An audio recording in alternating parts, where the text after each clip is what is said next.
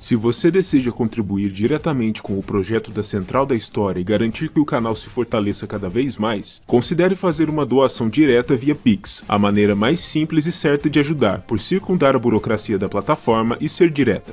Para fazer uma doação via Pix, basta escanear este QR Code no canto superior esquerdo do vídeo ou usar a chave Pix do canal, centraldahistoriabr@gmail.com. O meu mais sincero agradecimento a todos os que contribuírem.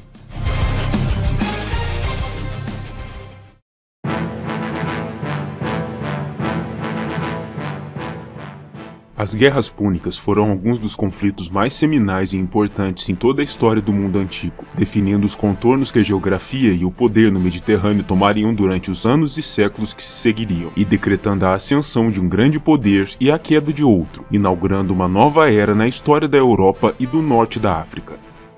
Sendo assim, é apenas justo que nos detenhamos durante algum tempo para tratar de tais conflitos, que foram tão cruciais para desenhar em linhas gerais o mundo tal como o conhecemos hoje, e neste vídeo falaremos a respeito do primeiro dentre tais embates, traçando suas causas e falando de maneira breve sobre acontecimentos mais importantes, em preparação para a continuação deste conflito épico em 3 partes, que chacoalhou as próprias fundações da antiguidade e é chamado por alguns por conta disso de a Primeira Guerra Fria. Naqueles tempos, Roma era indiscutivelmente o maior poder em terra na Itália, tendo completado a unificação de quase toda a Península Itálica, com a exceção do extremo norte, onde os gauleses ainda mantinham seu controle. A República Romana, embora não fosse tão velha, era com toda certeza um poder a se ter em conta na região, sendo ambiciosa na mesma medida em que era poderosa, com pretensões de se tornar em tempo na civilização definitiva no mundo mediterrâneo. O problema e o maior entrave para que isso se convertesse em uma realidade é que existia nas cercanias um outro poder que era capaz não apenas de refrear as pretensões romanas na região, mas também de aspirar a deter por completo a expansão romana se necessário fosse. Tratava-se de Cartago, uma poderosíssima e rica cidade comercial marítima que se encontrava no que é hoje a costa norte da Tunísia, no norte da África, e que tinha com Roma algumas semelhanças, mas também algumas diferenças fundamentais. Tanto Roma quanto Cartago eram sociedades oligárquicas, ou seja, eram governadas e regidas pelos interesses de seus cidadãos mais eminentes e ricos. Mas Roma era uma potência em solo, uma sociedade que prezava acima de tudo as proezas no campo militar, e onde cidadãos mais proeminentes eram necessariamente também treinados no comando de exércitos, e precisavam calcar os degraus da vida militar caso desejassem angariar também poder político. Cartago, por sua vez, era uma sociedade também oligárquica, mas ao contrário de Roma, era uma potência marítima, tendo sido fundada cerca de um século antes da própria Roma por navegantes vindos da Fenícia, atualmente na costa do Líbano e da Síria, que eram por essência uma sociedade fortemente orientada para o comércio e a exploração navais. Os cartagineses naturalmente herdaram essa aptidão de seus pais fenícios, tornando-se na mais poderosa cidade comercial no Mediterrâneo e tendo no ouro e na riqueza material sua principal distinção social, ou seja, os indivíduos mais destacados em sua sociedade e em sua política eram necessariamente os mestres mercadores mais ricos, e não precisavam ter por si mesmos proezas militares, pois a forma como os cartagineses faziam a guerra era ligeiramente diferente da forma como os romanos faziam.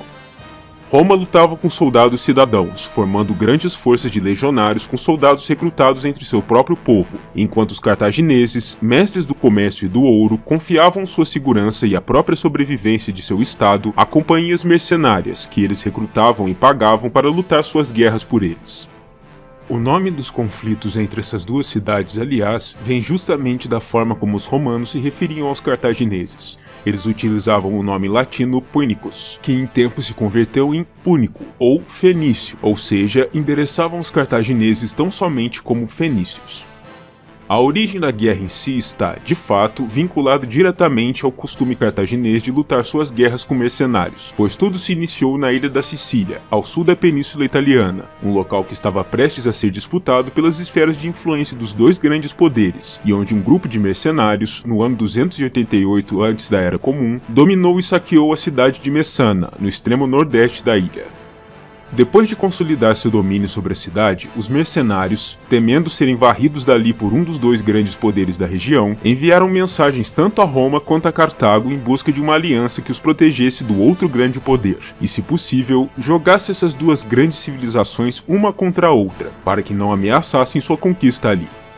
A princípio, apenas Cartago veio em resposta ao apelo dos mercenários, conhecidos como Mamertinos, prometendo proteção em especial contra um ataque vindo da cidade grega de Siracusa, mais ao sul, mas na realidade preparando-se para defender seus domínios na Sicília contra uma possível e provável invasão romana, usando o chamado dos Mamertinos como um pretexto perfeito.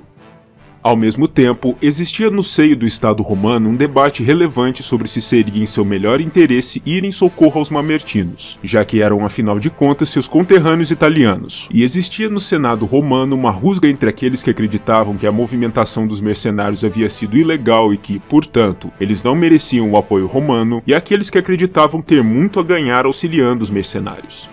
O lado que apoiava a ideia de ajudar os Mamertinos eventualmente saiu vitorioso, e uma força militar foi reunida para partir para a ilha em socorro aos mercenários em Messana.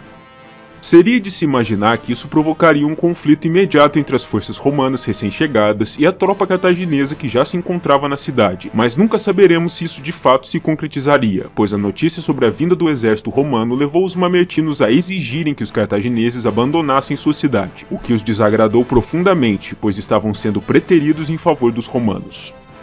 Em represália e como forma de vingança, os cartagineses formaram uma aliança com a cidade de Siracusa, inimiga dos mercenários, e partiram para o ataque contra Messana, preparando um cerco à cidade pouco antes da chegada dos romanos ali. A guerra se iniciou imediatamente, como não poderia deixar de ser. Os romanos, a princípio, foram pegos de surpresa pela resposta furiosa dos cartagineses, e por isso enviaram ao seu líder Hanno uma proposta de paz, que foi prontamente rechaçada por este. Depois, seja por terem desistido do cerco ao verem as tropas romanas se aproximando ou por terem sido derrotados por eles, não sabemos ao certo, a coalizão de Cartago e Siracusa recuou, o que permitiu aos romanos, que agora enxergavam a clara ameaça de Cartago representava os seus prospectos na Sicília, partirem para lidar primeiro com o elo mais fraco da aliança, a própria Siracusa.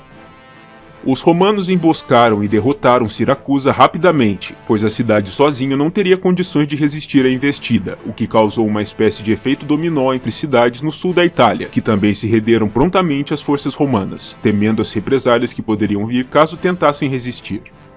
No entanto, na altura da cidade de Acragas, ainda no sul da Sicília, os romanos encontraram os cartagineses novamente, que vieram até ali para tentar apoiar sua aliada, e ali eles entraram finalmente em conflito, um dos poucos que ocorreriam em terra naquela guerra, onde foram derrotados por Roma, com a cidade sendo saqueada pelas forças da República. Isso enfureceu a liderança de Cartago, iniciando um movimento de vai e vem de tomada de cidades no interior da ilha pelos dois lados. No entanto, a guerra em terra parecia estar perdendo lentamente sua energia, conforme o foco tanto de Cartago quanto de Roma se alterava para o conflito nos mares. A princípio, a frota de guerra cartaginesa era compreensivelmente superior, dada a tradição naval da cidade, o que obrigou os romanos a pensarem de forma estratégica.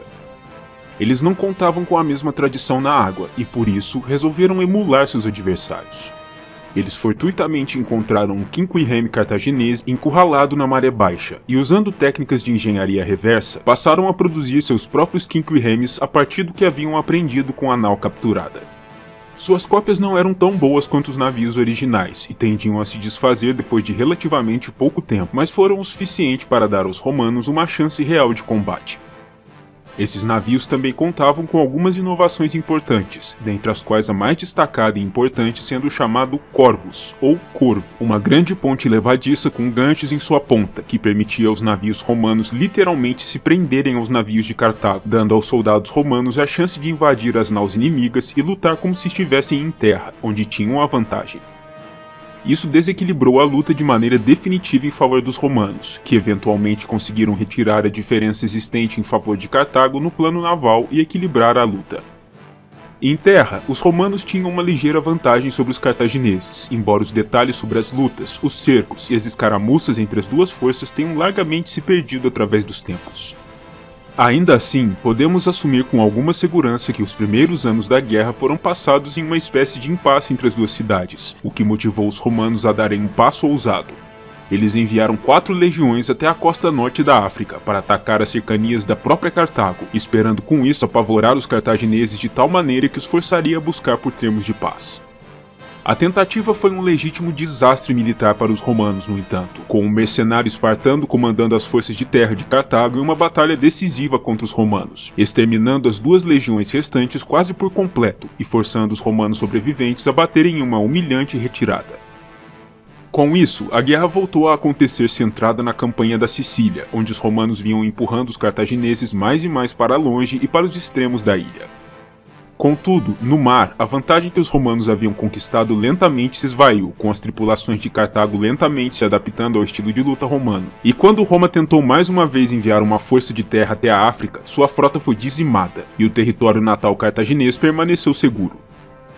No ano 249 antes da Era Comum, os cartagineses haviam recuperado sua vantagem nos mares, obtendo algumas vitórias importantes ao longo da costa siciliana, mas os romanos haviam conseguido em terra o feito de expulsar quase por completo as forças de Cartago, em essência tomando toda a ilha para si, e mesmo apesar dos melhores esforços das forças restantes, lideradas pelo general Hamilcar Barca, um nome que se tornaria muito afamado na história, os romanos eventualmente saíram vitoriosos na luta na ilha, obrigando os cartagineses a se renderem. Em 242 antes da Era Comum, os romanos recuperaram também a iniciativa nos mares, e uma frota de 200 navios de guerra dominou e conquistou a costa oeste da ilha, o que foi o acontecimento final necessário para convencer Cartago a finalmente entrar seriamente em uma discussão de paz. No ano 241, foi firmado por fim o Tratado de Lutácio, o acordo final de paz entre as duas cidades, que forçou os cartagineses a relegarem o controle da Sicília para Roma, além de forçá-los a pagar uma formidável soma de 3.200 talentos como indenização pela guerra. A Primeira Guerra Púnica durou no total 23 anos, e deixou ambas as cidades exaustas e com recursos perigosamente baixos, mas representou também a ascensão de Roma não apenas como o maior poder dentro de sua península, mas também como uma séria candidata a se tornar a senhora de todo o Mediterrâneo, colocando o poderio de sua principal rival de joelhos e abrindo o caminho para os grandes acontecimentos que viriam em seguida nas outras duas guerras entre essas grandes potências do mundo antigo.